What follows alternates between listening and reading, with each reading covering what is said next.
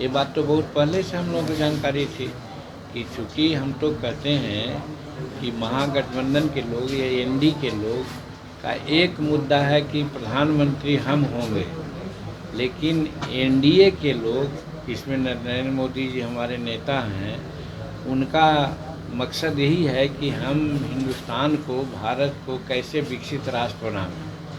और इसका विज़न है कि 2047 में हम लोग भारत को विकसित राष्ट्र बना देंगे। उसी क्रम में आज 11वां पोजीशन में भारत मिला था आर्थिक व्यवस्था के दृढ़ में, आज चल रहे थे 5वां। और ये बात सही है कि जापान को पछाड़ करके हम लोग अब चौथा हो गए, लेकिन इतना ही तक नहीं है। मैं कहना चाहता हूँ 2027 से 30 के बीच में भारत आर्थिक व्यवस्था में तीसरा पोजीशन आ जाएगा और 2047 में हम लोग विकसित राष्ट्रों में एक हो जाएंगे। तो ये तो नरेंद्र मोदी जी का विजन है, और जिस प्रकार से आर्थिक अनुशासन और सभी बातों को देखते हुए आज चल रहे हैं, आज उनका पराक्रम और भारत की जनता का माने समर्थन, जिसके चलते ये सारी बात संभव है।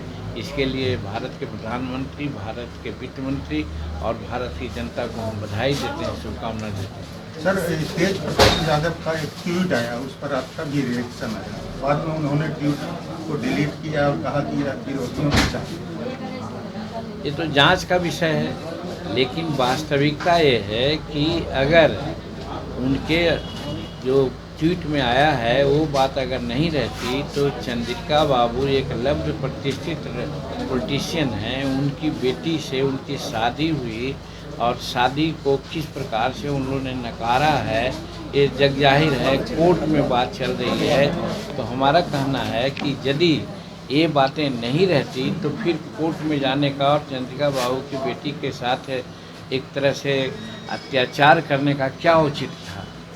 सर, भाजपा के एक सांसद का बयान आया है कि पहलगाम में जो आतंकियों के सामने विधवा गिड़गिड़ा रही थी, उनको आतंकियों से लड़ना चाहिए था, जिस पर काफ़ी बवाल मचा हुआ है। देखिए, आतंकियों से ही तो लड़ा गया।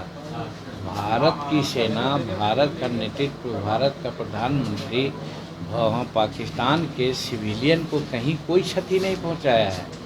एक और एक मुद्दा भारत का था कि हम आतंकवादियों से ही बात करेंगे और उसी को मारेंगे, और 11 जगह उनका किया गया अटैक और उन्हीं को बर्बाद किया गया, उन्हीं के कई एक नेताओं को मारा गया है। इसलिए यदि कोई व्यक्तिगत देता है वक्तव्य तो उसका कोई माने नहीं है। माने सिर्फ यही है कि एकदम गया बिहार की धरती पर नरेंद्र मोदी जी ने कहा था फुलपरास में कि झंझारपुर में, फुलपरास नहीं झंझारपुर में, कि उनको हम ऐसा सबक सिखाएंगे जिसका उनको अनुमान भी नहीं होगा, और आज वही हुआ है।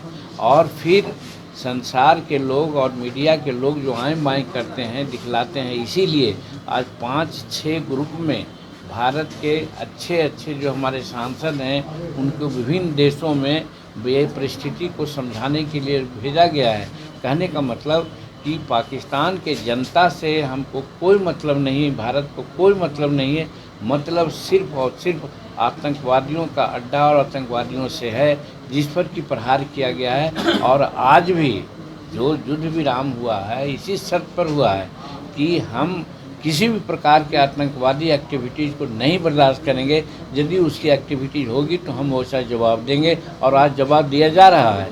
इसलिए कोई एमपी या कोई व्यक्तिगत बात बोलते हैं उससे मतलब नहीं, ये राष्ट्रीय मुद्दा का मामला है और इसमें नरेंद्र मोदी जी का विजन एकदम साफ है।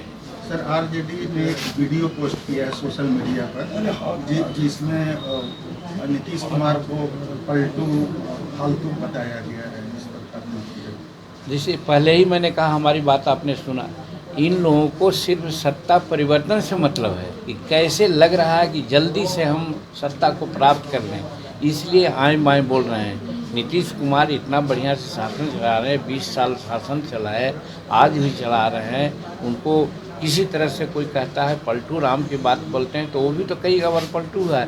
आज भाजपा की बात करते हैं, भाजपा से मिल करके सरकार वो लोग चलाए हैं, तो फिर अपने पलटू हैं तो दूसरे को पलटू क्यों कहते हैं।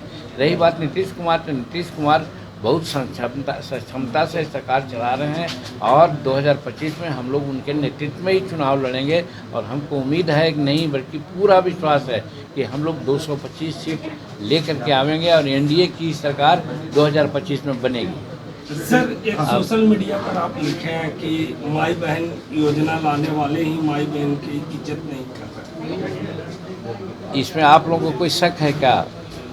आज जहाँ भी जाइए, आज हमारी बेटियों के साथ छेड़छाड़ करना, बेटियों के साथ अनेक प्रकार का अत्याचार दुराचार करने का जो मामला आता है उसमें अधिकांश उनके कार्यकर्ताओं के द्वारा ही होता है। तो जो अपने कुछ इस तरह की बात कर रहे हैं और एक ख्याली पुलाव बना के दिखला रहे हैं कि माई बहन योजना हम लाएंगे, वो बनेंगे तब ना, बनने का तो कोई सवाल ही नहीं है। इसलिए जो भी बनने में आता है वो बोल देते हैं। लेकिन हम ये कहना चाहते हैं माई बहन का जो प्रतिष्ठा का संरक्षण उन लोग और उनकी पार्टी ने नहीं किया है। अगर आप ये वीडियो YouTube पर देख रहे हैं तो हमारे चैनल को सब्सक्राइब करें और बेल आइकन को दबाना ना भूलें। अगर आप Facebook पर ये वीडियो देख रहे हैं तो हमारे पेज को लाइक करें।